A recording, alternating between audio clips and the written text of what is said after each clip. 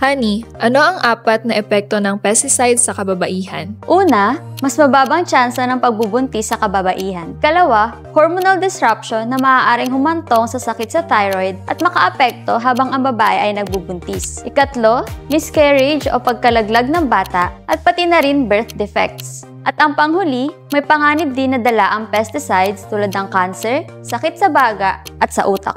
Health is wealth. Ang pinakamahalaga sa buhay ay ang ating kalusugan. Anong gagawin ng kayamanan kung hindi maayos ang inyong kalusugan? Mag-register sa nutrihydro.com at kayo ay magkakaroon ng access sa sustainable at ligtas na pamamaraan sa agrikultura. Kayo din ay magkakaroon ng access ng NH Subamo at NH Bebas. Ito ay mga biocontrol protection na ligtas sa kalusugan at epektibo laban sa mga sakit at peste ng mga halaman.